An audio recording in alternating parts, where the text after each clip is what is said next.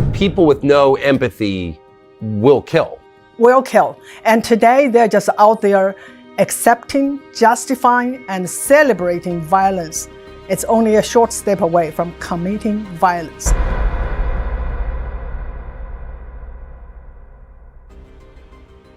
More and more bloggers, journalists, and independent researchers are continuing vague talks about accumulating domestic conflict, which very well may turn into the civil war.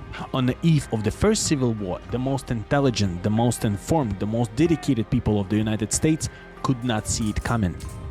It happened because people had to come to see their political opponents in very extreme, even demonic ways, and found it impossible to find any middle ground.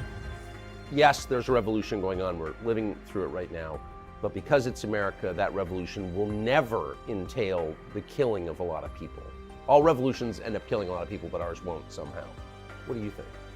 Just looking out on the streets and the campus today, look those people who have no empathy, because their empathy is guided by the ideology. That ideology is Marxist ideology about oppressors and oppressed. The worldview is looking everything in terms of who is the oppressor and who is the oppressed. And that is absolutely communist worldview. And for those who are oppressed, anything they do to the oppressed or the oppressor is justified. That includes murder, kidnap, and raping. This is all justified, just like the Cultural Revolution. And that's what's happening in today's America. Those are the absolute result of decades of indoctrination. Maybe our politics and culture are moving in the same direction. The United States is headed once again into the deep, deep conflict. And once again, no one can see it coming.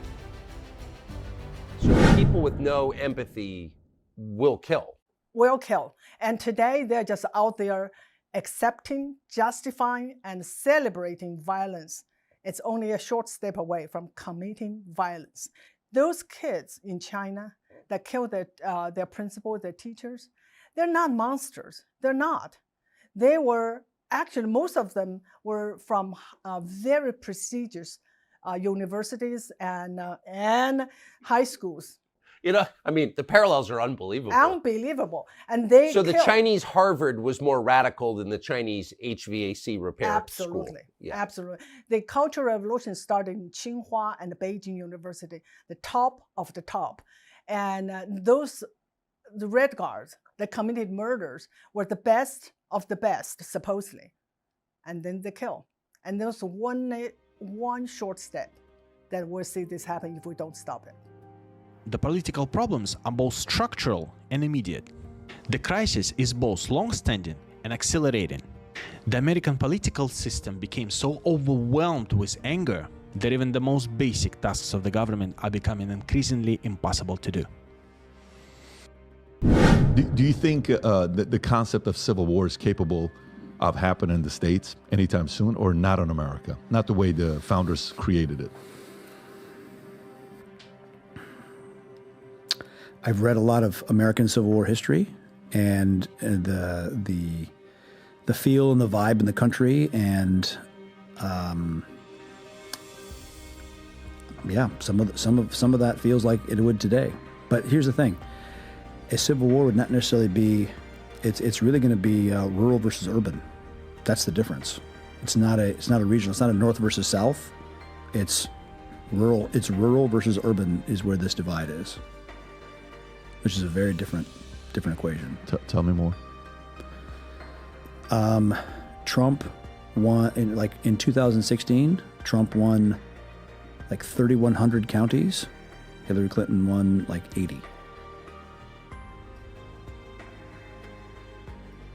Yet the ones that she did win are big urban, top 20 metropolitan Yes. blue cities. Yes. So if that becomes a civil war, becomes a very unpopular place to be. Not because those places don't have enough food, don't have enough water. That becomes very, very bad for them.